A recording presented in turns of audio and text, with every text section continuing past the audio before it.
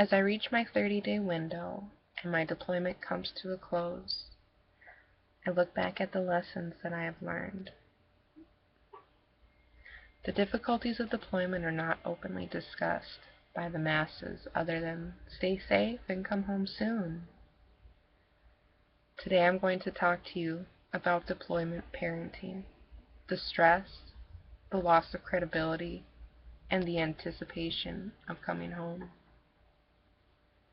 To understand the deployed family, you must first understand their stressors. As stated in a military medical journal, the parenting cycle of deployment, each disruption in the environment strains the child, thus requiring additional energy by the at-home parent. Children are left with millions of questions when a parent deploys. Why are you going? Why can't you do your job here? What am I going to do while you're gone? Don't you love me? In addition to the children's questions, the spouse often has many of their own. What are you going to be doing there? What am I going to be doing here, alone, without you? How are we going to keep this together? How am I going to make this work? The deployed member worries about all of the above questions, plus whatever is happening day to day in theater.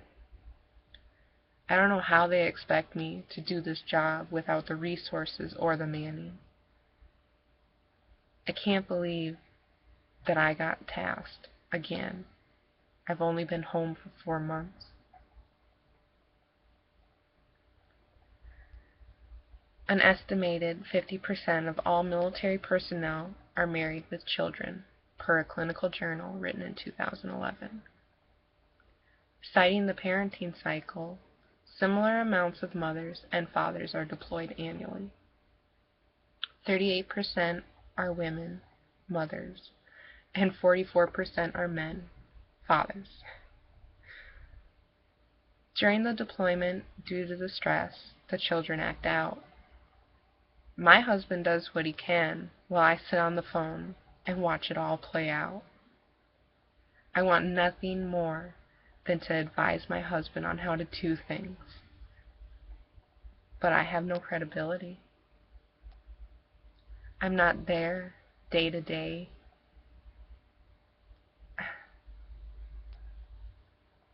I can't tell him what I would do or what he should do, or if I were there, things would be different, because I'm not there. Essentially, a Monday morning quarterback. Any type of input that I have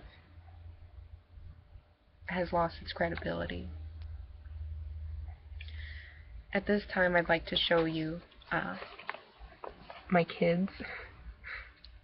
This one right here no longer says I love you. She hasn't said I love you to me in the past 3 months. This one has started kicking, biting, pinching, and scratching all the female adults in her life. I can only assume that it's because they're not mommy. What can I do to curb these behaviors? Nothing, really. I call in the morning and I call at night, and that's really it. Can I fault my husband for my children's behavior? No. They are doing what they can to be a strong family.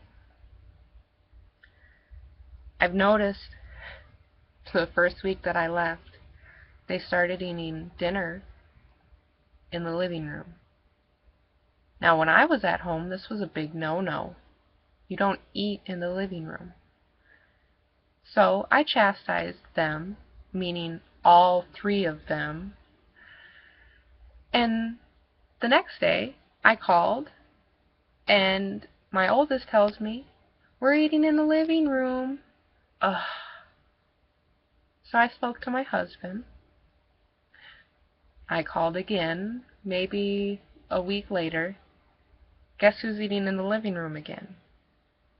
Apparently, the rules that were important to me were not important to my family and staying connected as a family.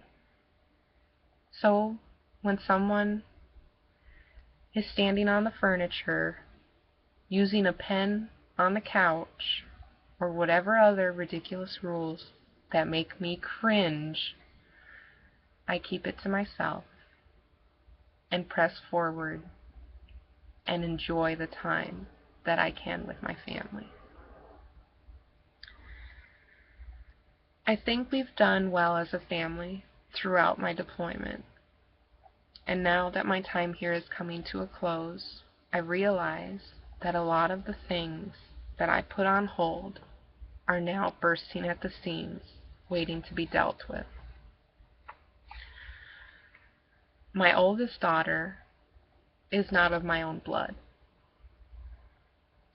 For the past 3 years, we have been in a legal custody battle. When I come home, I need to be evaluated by a professional on my parenting and my connection with my daughter. The daughter that no longer says, "I love you." I will be evaluated by a professional when I come home on my parenting and relationship. Even if her and I and my family as a unit were at its peak, its prime, I would be nervous. I would be shaking in my boots. But now, coming off of a deployment with no physical contact with my family, I'm going to be evaluated. In addition to that, I also am most likely going to have surgery within the first month that I'm home. Although my things are specific to me, all of my colleagues have their issues that they have put on hold. One has a child with leukemia, another a child with autism waiting to be a freshman.